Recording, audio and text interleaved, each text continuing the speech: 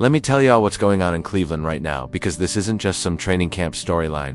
What we're witnessing could be one of the wildest, most disruptive quarterback dramas the Browns have faced in years. The news is exploding all over social media and sports talk circles. And trust me, it's not just hype. I've been following this closely.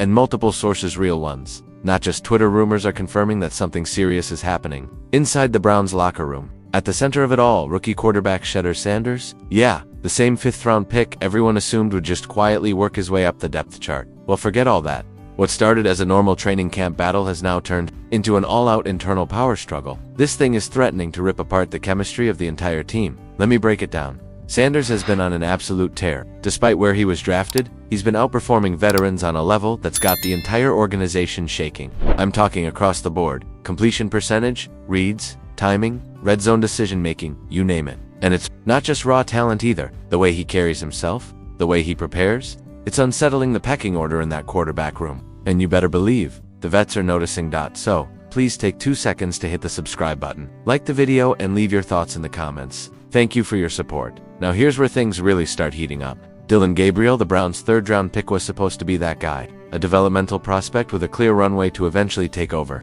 But instead, he's watching Sanders take over the reps, take over the huddle, and basically take over the damn locker room. And from what I've heard, Gabriel's not handling it well. Not at all. Reports say Gabriel's been distant in meetings. He's avoiding Sanders, skipping optional throwing sessions, canceling meetings with receivers, and straight up disengaging during film study. Some inside the organization are saying it's more than frustration, it's unraveling. Like mentally, one person even compared the tension in the QB room to radioactive toxicity. That's how bad it's gotten, and it all seemed to boil over after a recent practice. Sanders was with the 3rd-string offense and went off 17 straight completions, 3 touchdowns, and he did that against the starting defense. That's not just a good day, that's a statement. So what happens?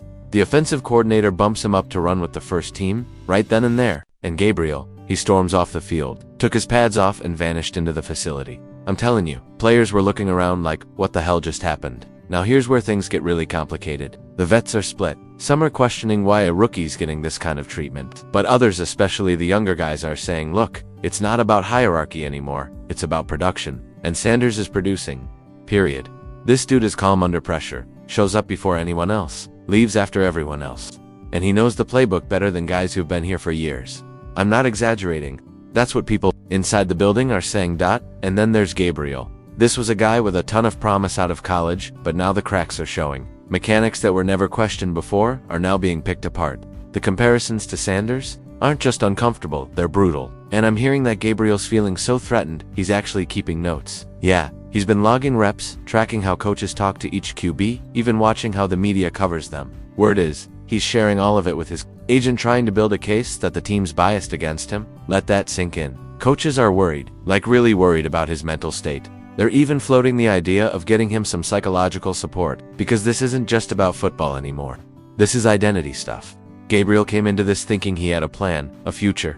Now all of that feels like it's slipping through his fingers. Meanwhile, Sanders, he's just keeping his head down and bawling out. He's not feeding into the drama. When Gabriel pulls away, Sanders leans in. I've heard he's still trying to talk to him, trying to support the team, trying to keep things together. That's maturity you don't usually see in a rookie, let alone one under this kind of spotlight. But make no mistake, this locker room is divided.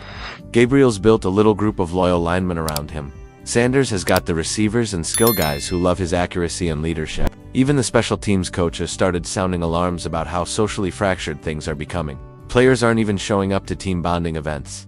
Groups are isolating, and though the defensive players are staying neutral in public, in private, they're admitting Sanders is the real deal. Even the national media is picking it up now. Sanders' social media engagement is higher than anyone else on the roster. People are watching this unfold in real time, and the pressure is mounting every single day. Now, look, I respect Dillon Gabriel's talent. I really do. He's technically sound and was supposed to develop into a starter someday. But Sanders, he's playing like the future is already here. His ability to read blitzes, adjust protections, throw with touch and timing, it's like he's been in the league for 5 years, not 5 weeks. The guy processes coverages like a machine, and every time he makes another perfect throw, Gabriel's world seems to shrink a little more. That's the emotional core of this story. For Gabriel, this isn't just about being outplayed. It's about losing the thing he built his identity around. His whole self-worth is wrapped up in being the quarterback, and now, he's being forced to confront the idea that someone else might just be better. That's devastating. That's not jealousy, it's existential. And through it all, Sanders continues to show leadership. He keeps reaching out. He's mentoring younger players, running extra drills, grinding film like a veteran. One coach said, any other rookie would have cracked by now, but Sanders, he just keeps rising. And Gabriel, he can't even look him in the eye anymore. Won't engage, won't joke around during QB meetings. He's building walls while Sanders builds bridges. And that can shifting the culture in the building. Now the coaching staff is seriously concerned not just about Gabriel's mechanics, but about where he is mentally. This isn't just a few bad throws in practice. It's a guy who might be losing his grip while the pressure keeps climbing. And to try and fix it, performance coordinators are scrambling. They're building team exercises, hoping to hold things together before the season officially kicks off. But I'm telling you right now, the divide is growing wider every single day. Inside the Browns organization, two camps are starting to take shape. On one side, you've got the Sanders supporters. They're all in on fast-tracking Shedeur. They're looking at his insane processing speed, his raw playmaking talent, and saying, let's go now. Word is, the offensive coordinator is already crafting custom packages just for him, schemes that highlight his strengths, while hiding the areas that still need work. And some of the veteran Wipatsia, they've started quietly asking for more reps with Sanders too, even if it means stepping into some political hot water. But then you've got the Gabriel loyalists. They're pointing to the team's investment in him, that third-round pick, and saying, let the kid grow the traditional way. They're talking about his development arc and the danger of fast-tracking a rookie ahead of him. That too is putting enormous pressure on the whole building, because this isn't just about who's starting week 1. This decision could define the entire direction of the franchise, so please take 2 seconds to hit the subscribe button, like the video, and leave your thoughts in the comments. Thank you for your support, and let's be honest, here Shedeur Sanders offers something Cleveland hasn't had in a while: immediate upside. A spark he could be the fix for those notoriously slow starts that always leave the Browns clawing. They're way back mid-season, but on the flip side, the locker room chemistry, especially on the defensive side, is teetering. That defense has carried the team through some dark days, and now it's watching a storm form in the QB room. This isn't just a battle of skill sets. This is political, it's emotional, it's personal. It's a puzzle that can't be solved just by who throws the better spiral in practice. From what I'm hearing, the front office has launched a full-blown damage control plan. They've expanded the leadership council. Veteran voices from all sides are being brought in to talk it out. Practices are being redesigned to keep competition fair, but still sharp. And yeah, there are actual team-building experts hosting interventions now. Interventions. That's how serious this is. Meanwhile, Gabriel, he's reportedly getting personalized counseling to help him through this whole mental roller coaster. It's that destabilizing, and what this all tells me is one thing. The Browns know they've got a real crisis on their hands. This isn't a bump in the road, it's a foundational test of the team's culture and leadership. And through it all, Shedeur Sanders just keeps his head down. He's not feeding the drama. He's not doing interviews about the controversy. He's just showing up and balling out. And according to people close to the team, his entire focus is on performance, not politics. One staff member put it perfectly: he's silencing the noise with execution. But the shadow over all this is Gabriel. And the sad part? It's not because he lacks talent or work ethic. It's because the guy who thought he was the future is watching that future get rewritten in real time. And it's breaking him down. Some folks inside the building are saying it might not be long before the team has to step in and formally address the environment just to keep things professional. And now ownership is stepping in. Yeah, ownership, from what I'm hearing. The business side of the Browns is falling in love with Sanders' off-the-field impact. The social media numbers, the brand appeal, the crossover marketability, it's all there. And even though Gabriel was the higher pick, some executives are reportedly pushing football ops to move Sanders up the depth chart. There's even a full-blown marketing blueprint that highlights Sanders as the face of the franchise, Gabriel not even mentioned. Imagine how that must feel. But fans are already making their voices heard. Ticket demand has exploded since Sanders started flashing in camp. His jersey sales are quadruple Gabriel's, and during open practices the crowd roars when Sanders takes the field. Gabriel gets polite claps at best. Social media. Sanders clips are getting 37 times more engagement. Local businesses are making Sanders-themed promotions. Community groups are trying to book him for appearances.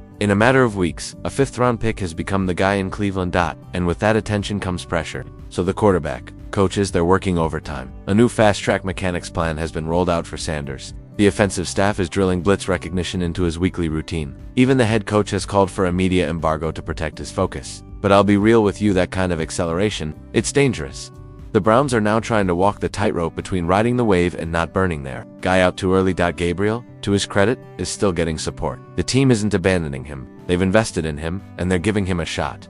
But around the league, executives are watching this play out, and some are already calling Cleveland. Other GMs are apparently wondering how Sanders dropped to the 5th round. Trade feelers are out. Both quarterbacks are being talked about. And now, the Browns are caught in a rare and volatile situation to young QBs. Close in draft position, but worlds apart in momentum. This isn't just about Sanders versus Gabriel anymore. This is about Cleveland's identity. What happens when raw talent disrupts the planned order? Do you cling to structure or evolve in real time? Because the ripple effects, they could last for years. If they mess this up, Gabriel's relationship with the staff and the locker room could be damaged beyond repair. Trust between players could break down, and everything the Browns have been building, this new culture, this sense of could start to crack. What the Browns need now isn't just a decision. They need an organizational reckoning. This can't be solved by watching game tape alone. This takes emotional intelligence, team psychology, real leadership, because if Cleveland tries to handle this with just cold performance metrics, they could lose both quarterbacks and the locker room. Right now, every move the coaching staff makes is under a microscope. Veterans are questioning the way the team defines performance. Younger players are watching closely to see what the real standard is. What started as a simple camp battle has become a cultural turning point, but within all this chaos, lies a spark. Because Shedeur Sanders, a guy nobody was talking about on draft night, has become a franchise-altering force. He's outplaying the guy who was once seen as the future. The hierarchy has been shaken. Coaches are reevaluating philosophies, and the front office, they're stuck between chasing a new era or falling back into old dysfunction. This is more than just a quarterback controversy. This is the kind of moment that can launch the Browns into a new chapter or drag them back into the same cycle that's haunted this franchise for decades. And what happens next? That's going to define everything. How the Browns handle the pressure in that quarterback room, how they treat both players, how they respond to the expectations from fans, from ownership, and from the rest of the league. That's what's going to show us if this team is ready to become a true contender. So, we wait and we watch, because the future of this franchise, it's hanging in the balance right now. Thanks for watching, and see you next one.